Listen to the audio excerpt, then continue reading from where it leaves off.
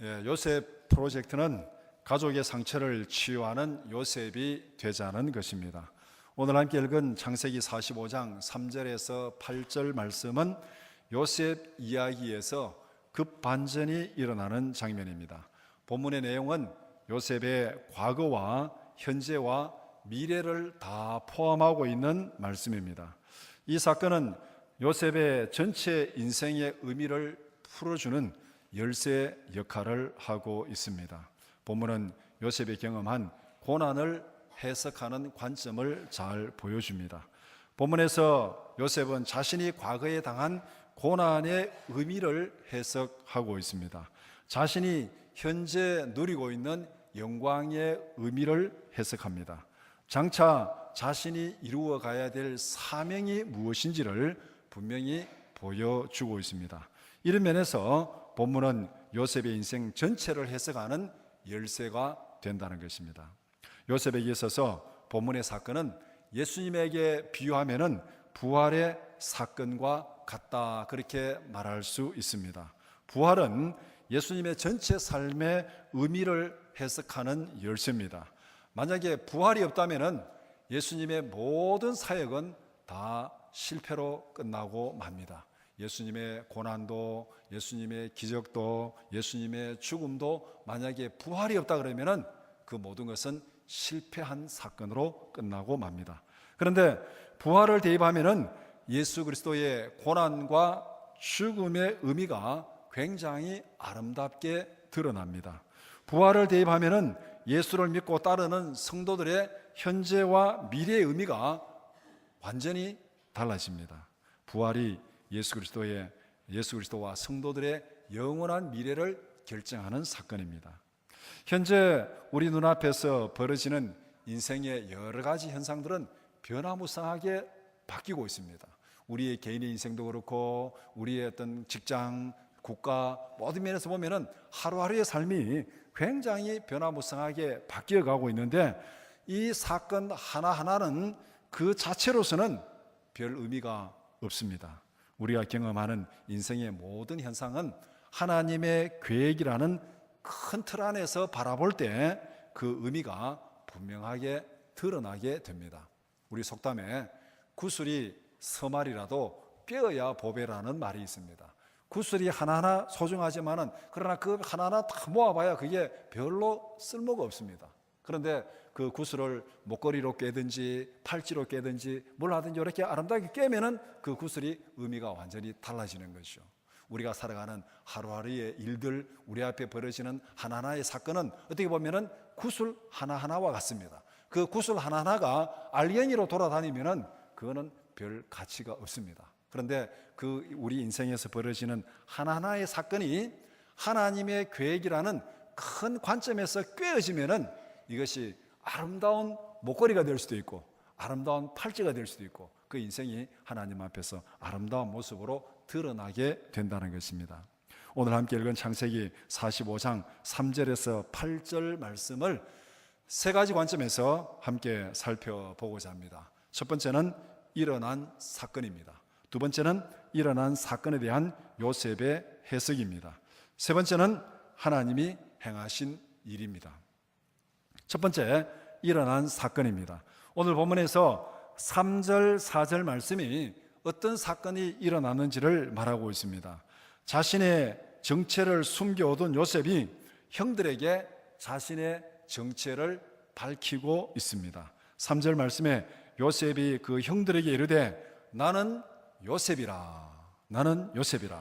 막강한 권력을 가진 애굽의 총리가 형들 앞에서 나는 요셉이라 이렇게 말하고 있습니다.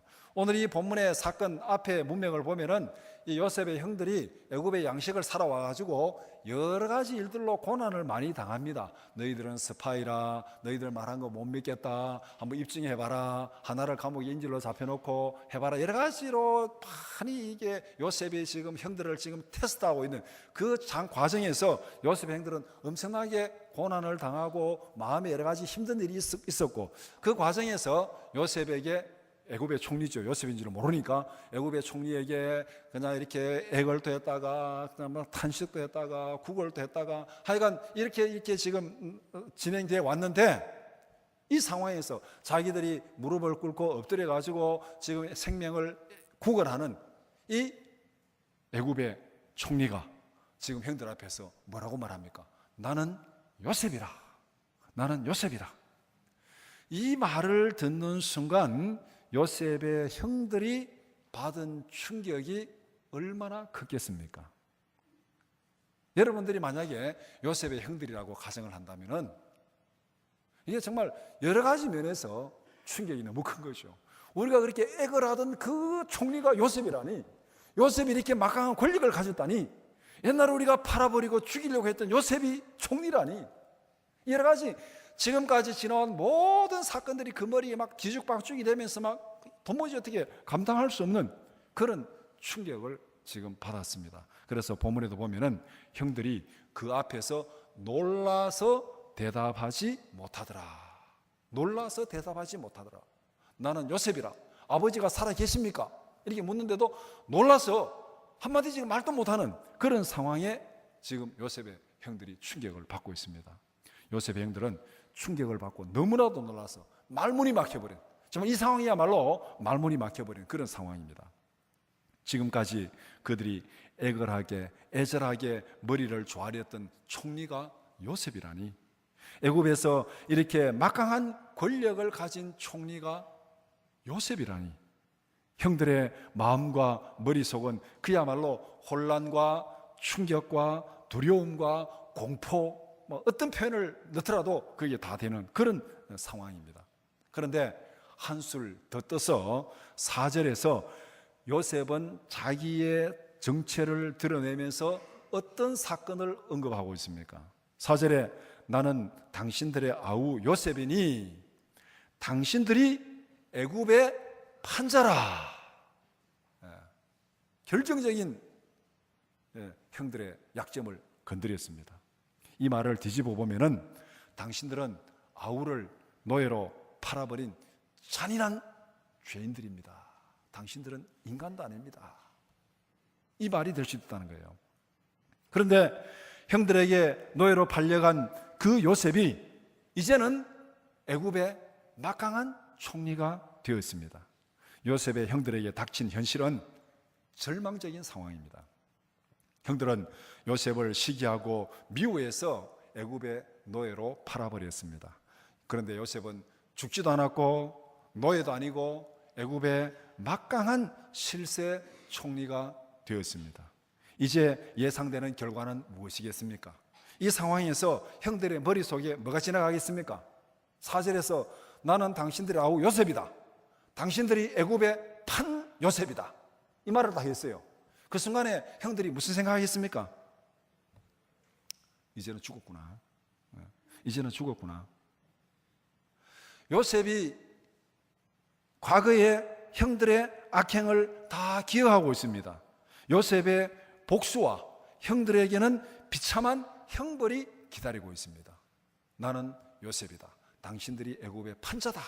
그러니까 형들의 머릿속에는 이제 요셉이 이 막강한 권세를 가지고 우리에게 복수할 것이고, 그러면은 우리는 다 죽었다. 따라서 나는 요셉이라는 말은 형들에게는 사형 선고나 마찬가지입니다. 요셉의 꿈이 이루어지지 못하게 하기 위해서 요셉을 노예로 팔아버렸습니다. 앞에서 37장에 보면은 요셉이 올 때 꿈꾸는 자가 오는도다. 우리가 죽이자. 그래서 그 꿈이 어떻게 되는지 보자. 그래서 꿈이 이루어지지 못하게 하기 위해서 요셉을 죽이자 그랬고, 그 다음에 웅덩이에다 던졌고, 그 다음에 애굽에 팔아버렸습니다. 요셉의 꿈이 이루어지는 것은 우리가 절대 볼 수 없다.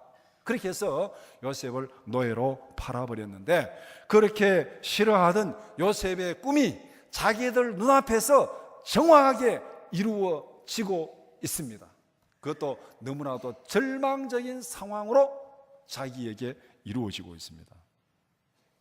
요셉의 말은 형들에게 죽음이나 다름없는 충격과 두려움과 공포를 몰고 왔습니다. 이것이 본문에서 일어난 사건입니다.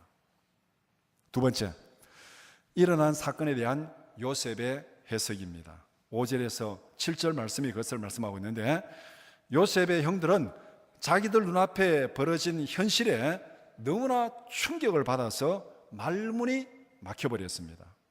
공포와 충격 속에서 아무 말도 할 수 없는 기가 막힌 상황입니다. 그런데 요셉은 눈앞에 벌어진 상황을 어떻게 해석하고 있습니까? 5절 말씀 우리 한번 같이 읽어보겠습니다. 시작. 당신들이 나를 이곳에 팔았다고 해서 근심하지 마소서, 한탄하지 마소서. 하나님이 생명을 구원하시려고 나를 당신들보다 먼저 보내셨나이다. 요셉의 형들이 기대하는, 요셉의 형들이 예상하는 말은 어떤 말을 예상했습니까? 당신들이 나를 애굽에 팔았으니까 자, 이제 너희들도 한번 당해봐라. 이 말을 기대했는데, 이 말이 예상되었는데, 요셉은 또 급반전이 일어납니다. 뭐라고 말합니까? 요셉은 충격과 공포에 질려 있는 형들을 오히려 위로하고 있습니다. 당신들은 나를 애굽의 노예로 팔았다고 해서 근심하거나 걱정하지 말아라.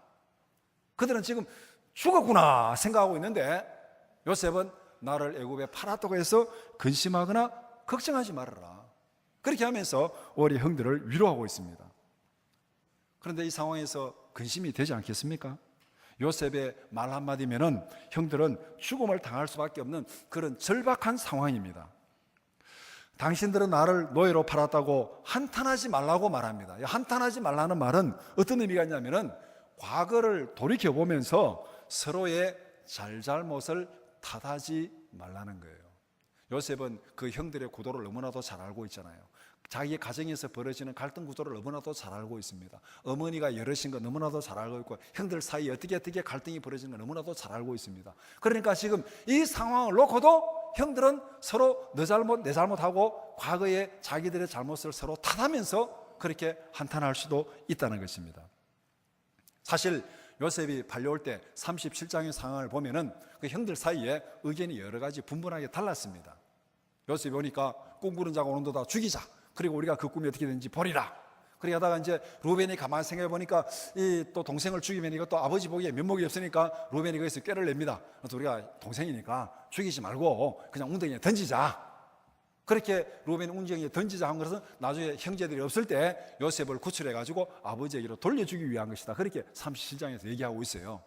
그런데 그렇게 하고 이제 요셉을 웅덩이에 던졌습니다. 던지고 아마 루벤은 뭐 양을 돌보러 갔든지 어디 갔든지 그 형제들 있는 데서 떠났어요. 떠났는데 그때 이제 또 유다가 자기도 가만히 생각해보니까 야, 요셉이 저 웅덩이에서 죽으면 저거 안 되는데 저거. 그리고 어차피 우리 동생이니까 야, 우리 죽이지 말자. 그냥 생명은 살려주자. 우리가 꿈이 이루어지는 것만 막으면 되니까 우리가 이제 애굽에 막 팔아버리자. 그렇게 하고 요셉을 팔아버렸습니다. 나중에 루벤이 돌아와 보니까 요셉이 없어진 거예요. 그러니까 또 루벤은 막 통곡하고 탄식하잖아요. 그래서 요셉을 팔아버리는데도 의견이 일치가 된 게 아니에요. 서로 형제들 사이에 서로 이렇게 의견이 많이 갈려져 있었습니다. 그런데 오늘 이 본문의 상황에서 눈앞에 닥친 상황을 보고 나면 형들이 어떻게 하겠습니까? 봐라, 그때 내가 그때 팔지 말라 했지 않았냐, 그때 죽이지 말라 했지 않느냐, 그때 살려두고자 했지 않느냐, 이렇게 아주 형들 사이에 탓을 하기 시작하면은 이것도 또 형들 사이에, 가족들 사이에 엄청난 상처와 갈등의 골이 깊어진다는 거죠. 그러니까 과거를 돌이켜보면서 서로의 잘잘못을 탓하지 말고 한탄하지 마소서. 오히려 요셉은 자기를 팔아버린 형들이 걱정하지 않도록 위로하고 있고, 이 일로 인해 가지고 자기 가정의 형제들 사이에 갈등이 생기고 가정에 분란이 생길까 봐 그것을 오히려 걱정하면서 한탄하지 말아라고 그렇게 위로하고 있습니다. 눈앞의 현실은 요셉이 걱정하지 말라고 해서 걱정이 사라질 수 있는 그런 상황이 아니죠. 그런데 중요한 것은 요셉이 형들에게 근심하지 말라고 위로하는 그 이유가 무엇이냐가 중요한 것입니다. 우리가 어떤 잘못한 사람들에게 내가 용서한다, 내가 위로한다, 내가 다 잊어버렸다 이렇게 말하는 거, 그 동기가 중요한 거죠. 나는 배짱이 좋으니까, 나는 배포가 크니까, 나는 그 정도는 다 내가 이해하고 넘어갈 수 있어. 이렇게 해서 우리가 어떤 사람의 잘못을 용서할 수 있습니다. 그렇게 한다면 그 사람 대단한 사람이죠. 그런데 거기에 하나의 불안 요소가 있습니다. 그런데 그렇게 나는 배포가 크고 통이 넓은 사람이니까 나는 용서한다 이렇게 말하는 사람이 나중에 심사가 틀리면 어떻게 됩니까? 그때는 내가 봐줬는데 지금 버리고 도저히 안 되겠다 너. 다시 언제 돌아올지 몰라요 그거는. 이게 불안한 거죠. 내 배포가 크니까 용서한다는 것은 늘 불안합니다. 그 사람의 기분이 탁 나빠지면 또 돌아오니까. 그런데 요셉이 오늘 이 형들을 위로하고 용서하고 가족의 화해를 위해서 권면하는 얘기는 어떤 관점에서 그 일을 하고 있는가? 오늘 본문에서 5절과 7절이 요셉이 어떤 관점에서 무엇에 근거해 가지고 그들을 위로하는지를 분명히 보여주고 있습니다. 5절과 7절은 요셉이 자신이 경험한 고난을 어떻게 해석하고 있는지 그것을 보여줍니다. 요셉은 자기가 애굽에 온 사건을 어떻게 해석하고 있습니까? 형들이 노예로 팔았기 때문에 요셉이 애굽에 온 것이 아니다. 그것을 분명히 얘기하고 있습니다. 내가 애굽에 왔는데 애굽에 온 것은 당신들이 나를 팔았기 때문에, 노예로 팔았기 때문에 내가 애굽에 온 것이 아니다. 만약에 애굽에 온 것을 요셉이 팔려왔다고 생각하면, 노예로 팔려와서 애굽에 왔다고 생각하면 요셉의 마음속에는 무엇이 가득 차야 되겠습니까? 나를 노예로 팔아버린 형들에 대한 분노와 복수심으로 가득 차야 됩니다. 자기 지금 애굽에 와 있는데 이 애굽에 온 사건을 어떻게 해석하느냐?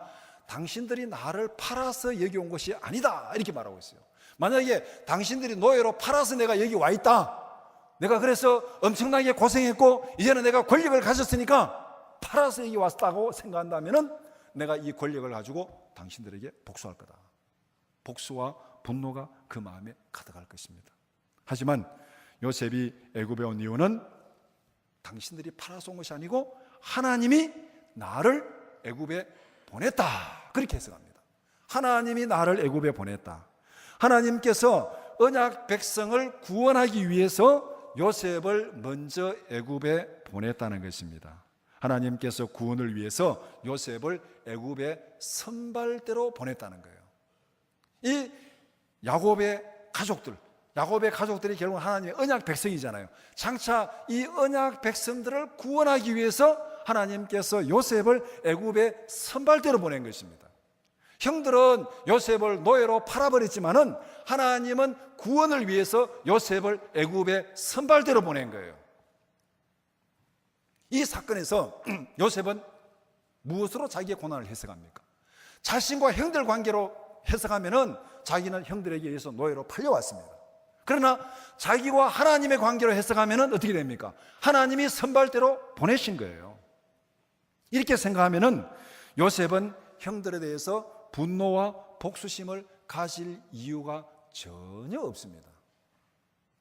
나와 형들과의 관계로 보면은 나는 노예로 팔려왔고, 그러면은 내 마음속에 분노와 복수심이 있어야 되고, 나와 하나님과의 관계로 보면은 하나님이 구원을 위해서 나를 선발대로 보냈고, 그러면은 형들에 대해서는 분노와 복수심을 가질 이유가 전혀 없다는 것입니다.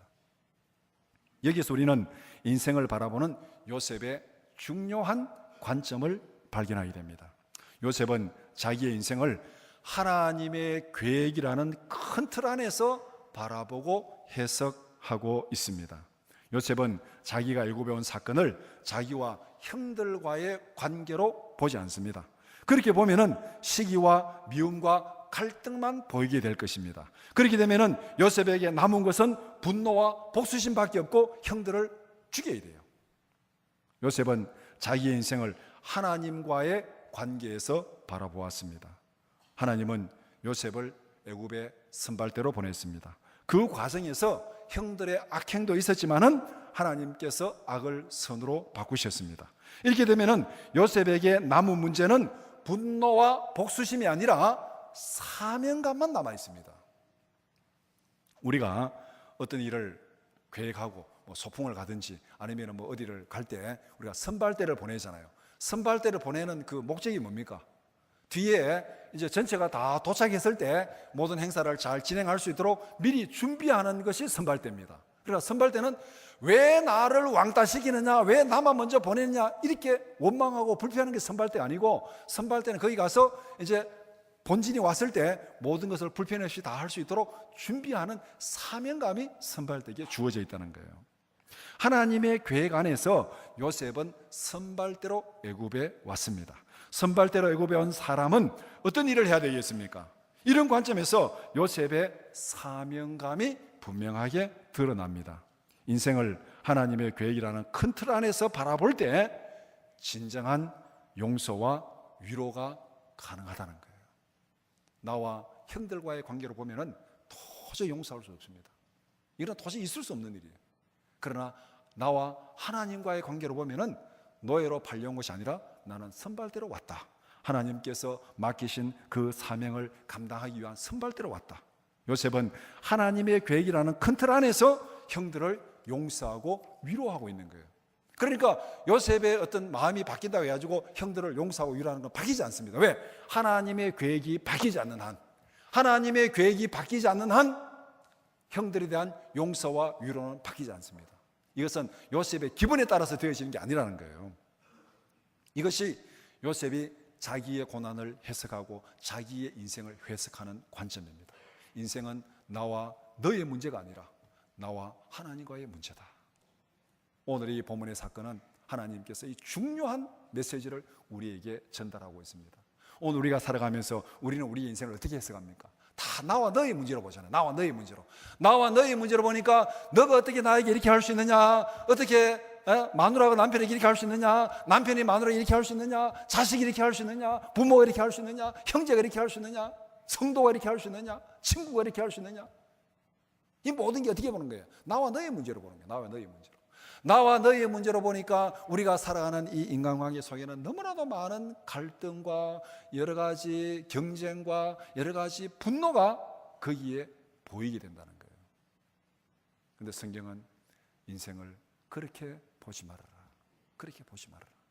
그 배후에 역사하시는 하나님의 손길을 바라보라. 그 배후에 역사하시는 하나님의 계획을 보라. 하나님의 계획 안에 우리의 인생을 넣어서 해석하라.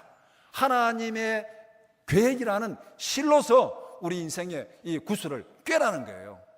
하나님의 계획이라는 실로 구슬을 꿰 때 우리의 인생이 하나님이 계획하시는 아름다운 작품이 된다는 것입니다.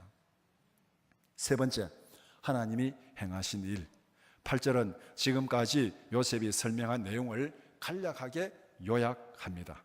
다른 말로 표현하면 하나님께서 요셉에게 행하신 일들을 간략하게 설명합니다. 8절 말씀 우리 한번 같이 읽어보겠습니다. 시작. 그런즉 나를 이리로 보낸 이는 당신들이 아니요 하나님이시라. 하나님이 나를 바로에게 아버지로 삼으시고 그 온 집의 주로 삼으시며 애굽 온 땅의 통치자로 삼으셨나이다. 이 8절에서 하나님이 행하신 일, 요셉에게 하나님이 행하신 일 정리하면 두 가지입니다. 첫 번째는 하나님이 요셉을 애굽으로 보냈습니다. 노예로 팔아버린 형들이 아닙니다. 이게 중요한 것이죠. 하나님이 보냈다 하니까 요셉에게는 복수도 없고 분노도 없고 사명만 남아요.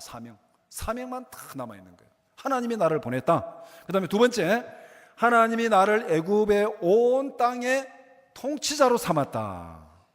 나를 애굽의 총리로 삼았다. 그런데 그 애굽의 총리 얼마나 막강한 권세를 가지고 있습니까?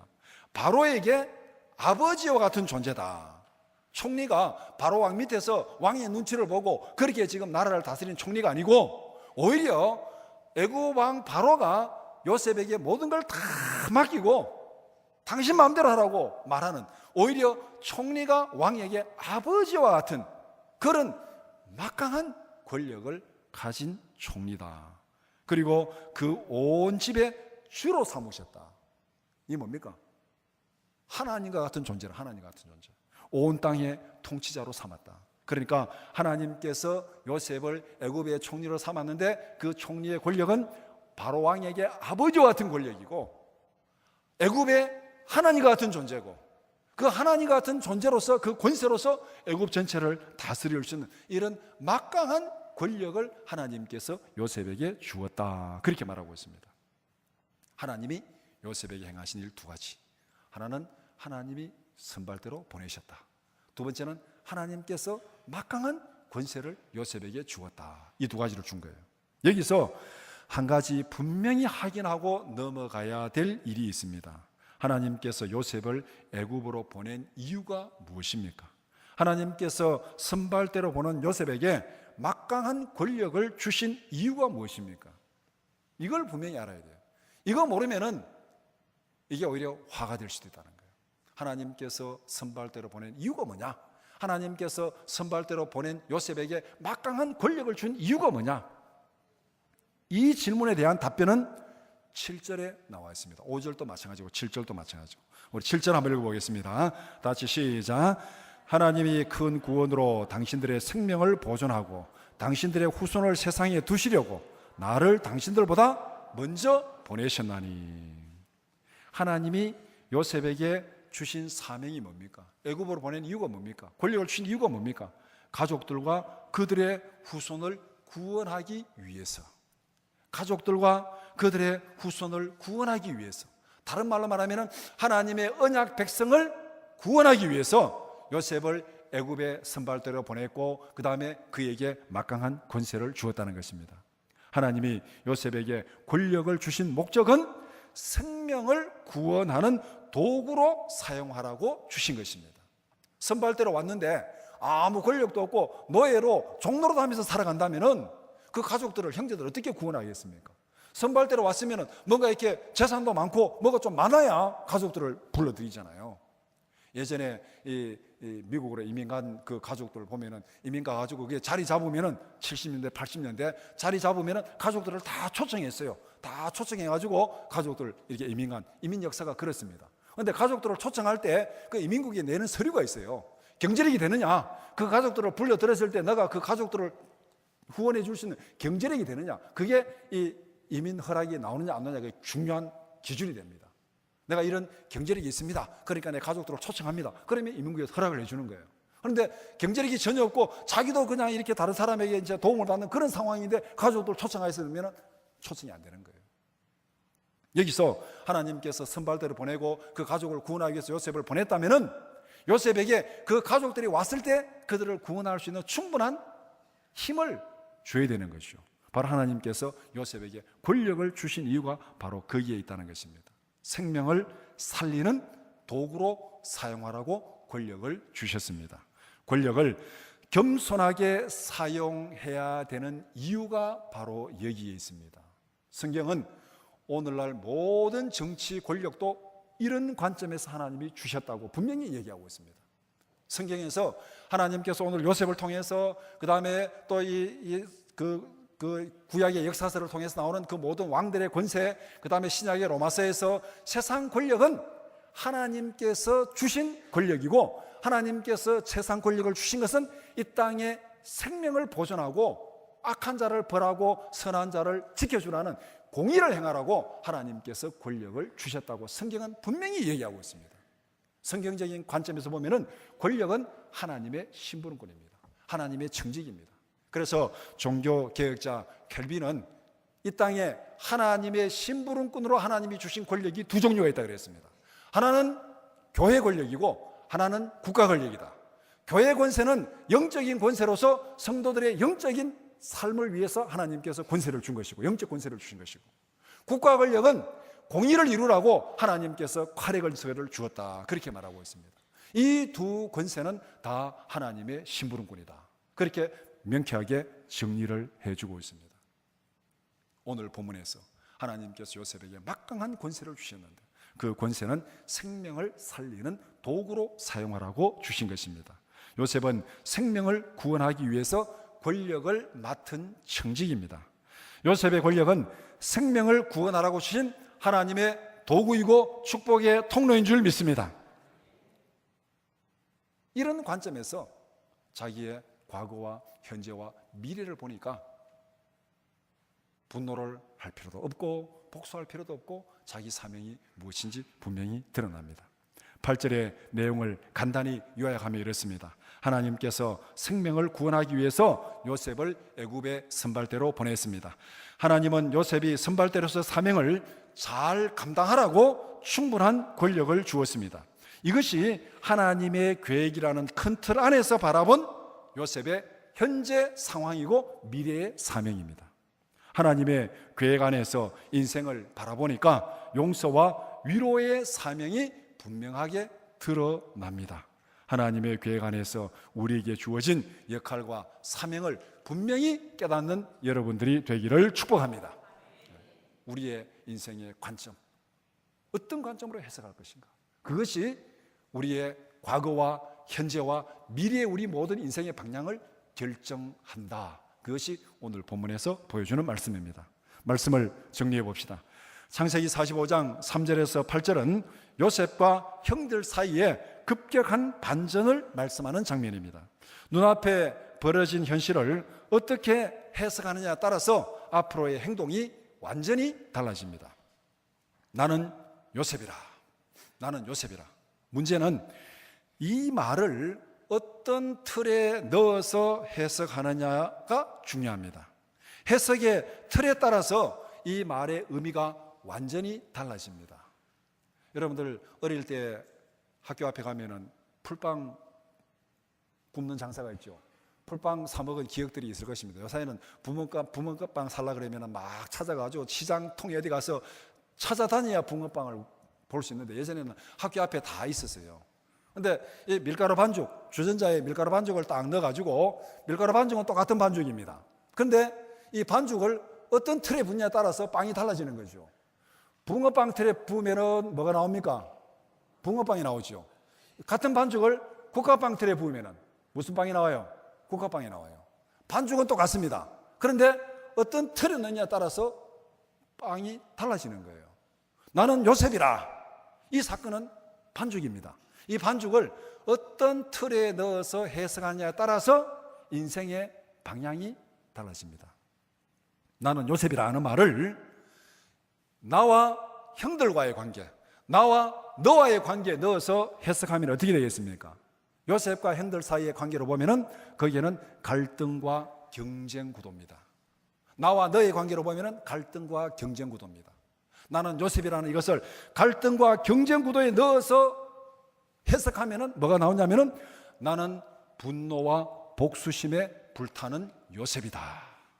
그렇게 되면은 요셉이 누리는 막강한 권력은 어떻게 되겠습니까? 생명을 죽이는 공포의 칼날이 되는 거예요. 막강한 권세를 가진 요셉의 마음속에 분노와 복수심이 불타면은 그 권력은 사람을 죽이는 칼날이 되는 겁니다. 나는 요셉이라는 것을 경쟁구도 속에 넣어서 해석해버리면은 그 권력이 사람을 죽이는 권력이 되는 거예요. 반대로 나는 요셉이라는 말을 하나님의 계획 속에 넣어서 해석하면 어떻게 되겠습니까? 하나님의 계획 속에 넣으면은 나는 생명을 살리는 축복의 통로로 애굽의 선발대로 보냄을 받은 요셉이다. 이렇게 되는 거죠. 그 앞에 뭐가 붙냐고 중요한 거예요. 나는 생명을 구원하는 선발대로 보냄을 받은 요셉이다. 이렇게 되면은 요셉의 막강한 권력은 용서와 화해를 위한 사랑의 용광로가 되어야 됩니다. 그래서 나중에 50장에 보면은 걱정하지 말아라. 내가 당신들의 후손의 생명을 내가 다 책임지리라. 요셉은 나는 요셉이라 이 말을 하나님의 계획에 넣어서 해석했더니 용서와 사랑의 용광로가 되었다는 것입니다. 우리의 삶을 갈등과 경쟁 구도가 아니라 하나님의 관점에서 해석하는 여러분들이 되기를 축복합니다. 우리의 인생을 나와 너의 문제가 아니라, 나와 남편의 문제가 아니라, 나와 아내의 문제가 아니라, 나와 형제의 문제가 아니라 나와 하나님의 관계로 해석하는 여러분들이 되기를 축복합니다. 어떤 틀에 넣어서 해석하냐에 따라서 우리의 삶의 방향이 완전히 달라집니다. 우리의 인생은 하나님의 주권적인 계획 안에 있습니다. 하나님께서 우리를 창조하셨습니다. 하나님께서 우리를 구원하셨습니다. 하나님께서 우리를 인도하십니다. 때가 되면 하나님께서 우리를 천국으로 인도하실 줄 믿습니다. 우리의 모든 삶은 하나님의 계획 안에 있습니다. 우리의 삶을 하나님의 관점에서 해석할 때 자신의 사명이 분명하게 드러납니다. 우리는 하나님의 계획 안에 있는 축복의 통로입니다. 이 사실을 확실히 믿으십니까? 믿으시면 큰 소리로 아멘 하시기 바랍니다. 우리 모두는 하나님의 계획 안에 있는 축복의 통로입니다. 요셉처럼 생명을 살리는 축복의 통로로 살아가는 여러분들이 되기를 축복합니다. 기도드리겠습니다. 거룩하신 아버지 하나님, 우리가 이 땅에 살아가면서 여러 가지 좋은 일도 만나고 즐거운 일들도 만나고 때로는 힘들고 어렵고 견디기 힘든 그런 고난의 세월도 보내게 됩니다. 또 사람들 사이에 때로는 많은 상처와 갈등과 어려움을 당할 때도 있습니다. 그러나 우리 눈앞에 벌어지는 모든 인생은 하나님의 선하신 계획 안에 있는 줄 믿습니다. 우리의 삶의 모든 현실을 나와 너의 구도가 아니라 나와 하나님의 구도로 해석하는 저희들 되게 하여 주시옵소서.